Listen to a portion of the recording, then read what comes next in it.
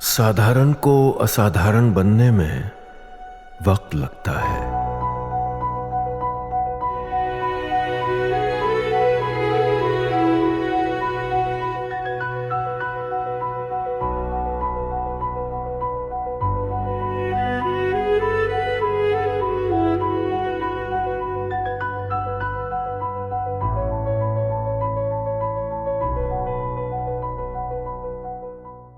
का झूठ है, एक छलावा, एक फ्रॉड है। ये 2 नंबर के काम करते हैं। ये कहते हैं जज्बा अजबा कुछ नहीं। देखिए आजकल वो लड़ाई नहीं रही कि घोड़े के ऊपर बैठ के अब तलवार से जा रहे हैं और कह रहे हैं कि ठीक है हम गजवाए हिंद करेंगे। एक बटन दबाएंगे वहां पे सीधा पाकिस्तान के अंदर हर हर महादेव। देखिए ये फैक्ट है। आज की तारीख में क्यों पाकिस्तान कह रहा है कि ब्रह्मोस समझ में नहीं आ रहा? कहां गया तुम्हारा जज्बा? 5 ब्रह्मोस फायर करे, जज्बे से पकड़ लो, जेब में डाल लो अपने। इतना बड़ा जज्बा है तुम्हारे पास तो तुम्हें क्यों चाहिए एयर डिफेंस? तुम जज्बे से पकड़ के डाल लो ना अपने पास। तुम्हारे जज्बे वाली कौम हो, डाल लो जेब में अपने। नहीं, उसके लिए इनको एयर डिफेंस चाहिए और लोगों को जाहिल रख रखा है कि नहीं तुम जज्बे की बात करो। अच्छा, और मजे की बात यह है कि इतने सारे हथियार जहां से भी इनको मिले हों, किसी का नाम जज्बा ही रख लेते हैं। जज्बे की बातें होती हैं और जज्बा केवल जबान तक होता है। भारत की रक्षा क्षेत्र में एक बड़ी कामयाबी, भारत में पहली बार बना फोटोनिक राडार। अभी अलग अलग तरह आपने ब्रेवो सुन लिया, स्वाति सुन लिया, फोटोनिक सुनिए। अब फोटोनिक राडार डीआरडीओ ने बनाया देश का पहला ऐसा रेडार। ये रेडार स्टेल्थ फाइटर जेट्स और छोटे छोटे टारगेट्स को भी ट्रैक करने की क्षमता रखता है।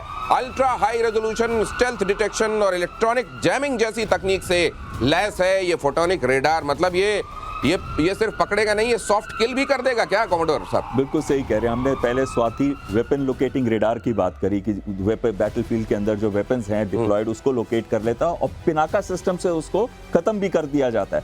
और अब हम बात कर रहे हैं फोटोनिक की। फोटोनिक का मतलब ही फोटोन यानी कि लाइट बीम जो होती है उससे होता है। तो यानी कि ये जो रेगुलर रेडार्स नहीं है, ये लाइट बीम का इस्तेमाल करते हुए रेडार्स हैं, तभी ये हाईली एक्यूरेट भी होते हैं और इनको ये स्टेल्थ जो एयरक्राफ्ट होते हैं उनको भी पकड़ सकते हैं, छोटे छोटे जहाजों को, छोटे छोटे ड्रोन्स को भी पकड़ सकते हैं। तो कहीं ना कहीं एक बहुत बड़ी जंप है भारत की टेक्नोलॉजी के अंदर जब हम इस बात पे पहुंचे। तो आपकी बात बिल्कुल सही है। हम ना केवल इसके लिए अब अस्त्रा की भी बात इसके साथ ही जोड़ दूं एक लाइन में, जो बड़ी अच्छी बात बता रहे थे। गैलियम आर्सेनाइड पहले से यूज होता था रेडार्स के अंदर भी या सीकर्स के अंदर भी, अब गैलियम नाइट्राइड यूज कर रहे हैं। अच्छा, जो उससे भी पावरफुल है, उससे भी दूर तक रेंज रखता है और कहीं ना कहीं ये एक बहुत बड़ी जंप है भारत के अंदर। अच्छा। रेडार्स के ऊपर, सीकर्स के ऊपर और साथ साथ में जो वेपन टेक्नोलॉजीज हम इस्तेमाल कर रहे हैं अपनी long range beyond visual range missiles के ऊपर। तो ये इस तरीके से इतनी तेजी के साथ बदल रहा है भारत का पैराडाइम इस मामले में। और तेजस से जुड़ी बड़ी खबर देखिए, तेजस MK-1A के लिए दूसरा इंजन तैयार। जीई एयरोस्पेस ने भारत को सौंपा ये इंजन। एलएनटी ने तेजस के लिए बनाए स्वदेशी विंग्स। तो अभी तक आपने रेडार के बारे में जान लिया, आपने मोटे तौर पर एक हमारे एपिसोड में ये समझ लिया था कि हमारे पास मिसाइलें कितनी खतरनाक हैं। एक बार फिर ब्रह्मोस की भी चर्चा हो गई। अब जरा फाइटर्स के मामले में भी देख लीजिए आप।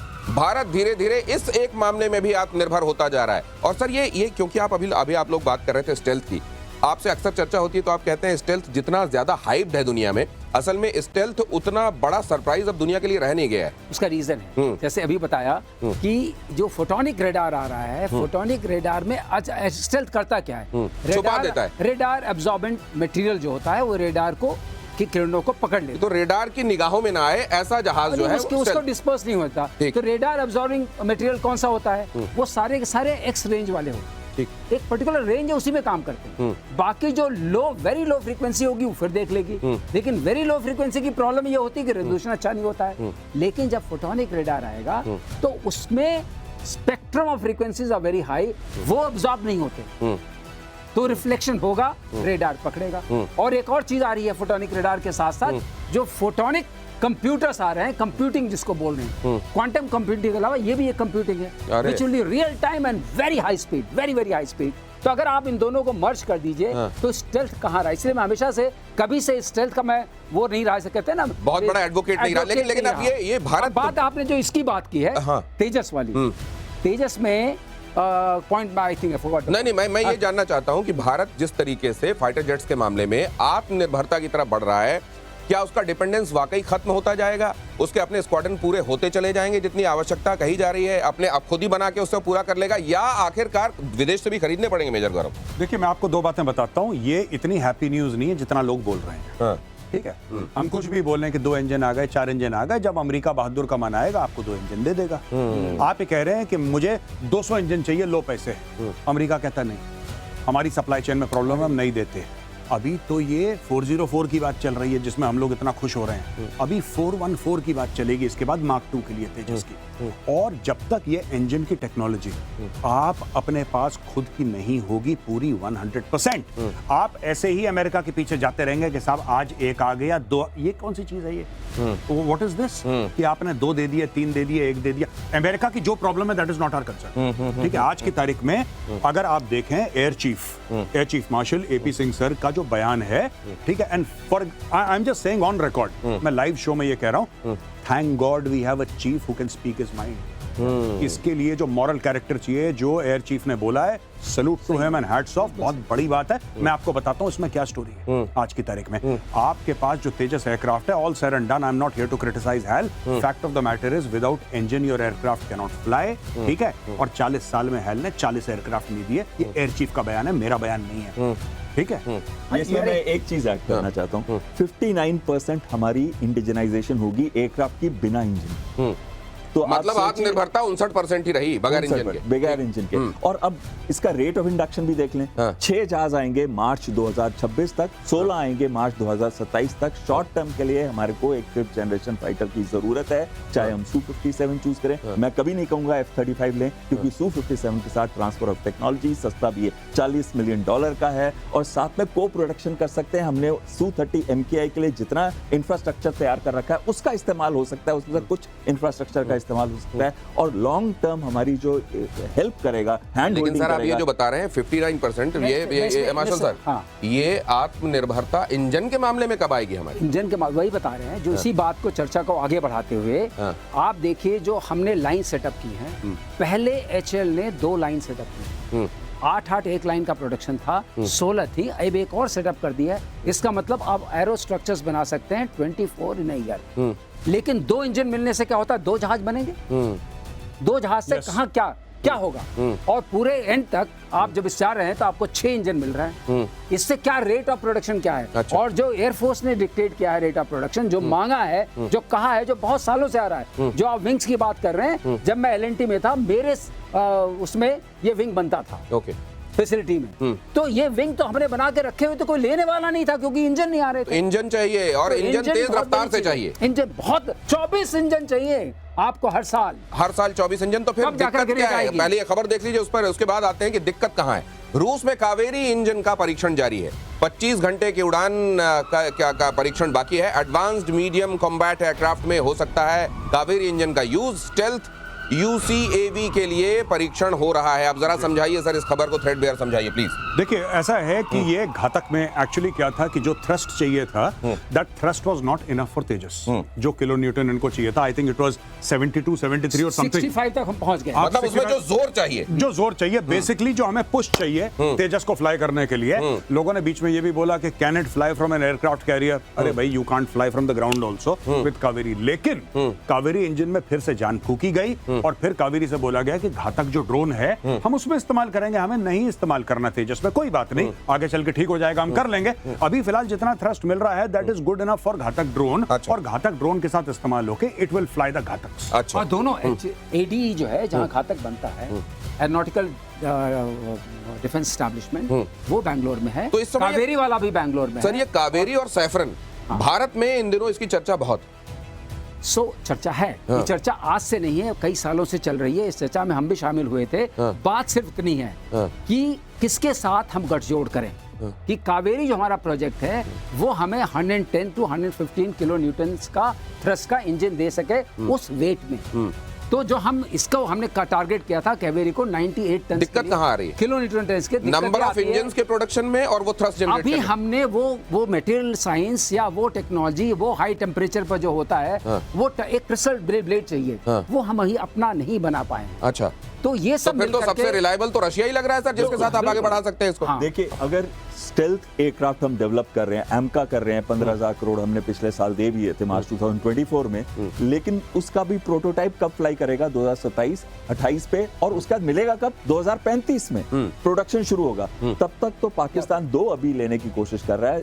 चीन के पास 200 J-20 5th जनरेशन एयरक्राफ्ट हैं। अगर हमको कुछ भी करना है तो अभी Su-57 हमें आज लेना पड़ेगा, कल लेना चाहिए था पर आज लेना पड़ेगा। और साथ में रशिया हमको हेल्प करेगा स्टेल्थ इंजन डेवलप करने में भी, ये उन्होंने हमको प्रॉमिस किया कि साथ में, और एडवांस उसके लॉन्ग रेंज वेपन सिस्टम्स हैं जो Su-57 के साथ इंटीग्रेट होंगे। उनका रेडार जो है F-35 से बेटर रेडार है, और साथ में जो उसके रेंजेस हैं उसके वेपन सिस्टम्स के, वो कहीं ना कहीं बहुत ही बेहतर हैं अमेरिकन वेपन सिस्टम से।